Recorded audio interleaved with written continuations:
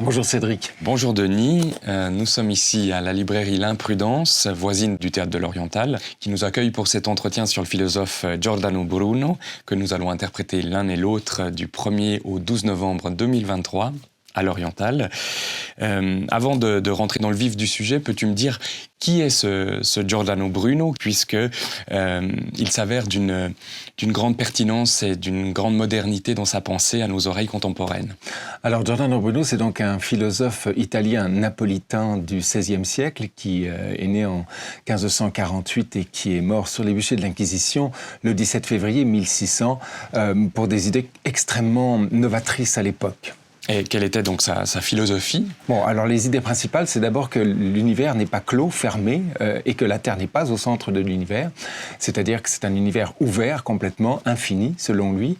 Et donc, cette infinitude de l'univers a évidemment beaucoup de conséquences religieuses, théologiques, on pourrait dire. Bon, Giordano Bruno, il a été élevé au couvent dominicain de Naples, donc c'est un moine et un prêtre dominicain à l'origine. Très rapidement, il a été défroqué parce que très rapidement, il a été poursuivi par l'Inquisition napolitaine d'abord, puis l'Inquisition romaine, pour des idées donc, qui étaient totalement contraires au dogme catholique. Donc il pourrait être considéré aujourd'hui un petit peu comme un lanceur d'alerte, comme par exemple Aurélien Barraud que nous connaissons.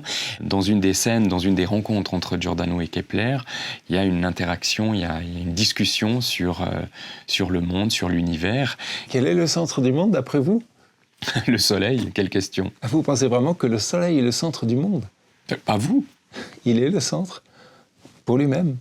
Je suis le centre, vous l'êtes aussi, et cependant nous en sommes aussi éloignés l'un que l'autre. Et Kepler le remercie parce que sans lui, sans Giordano, toutes les recherches, toutes les intuitions qu'il a eues, sans instrument de mesure, sans juste un instinct, une intuition, un visionnaire finalement, toutes ces recherches et toutes ces connaissances qui ont été confirmées aujourd'hui, c'est grâce à Giordano Bruno. Merci Cédric. Merci Denis.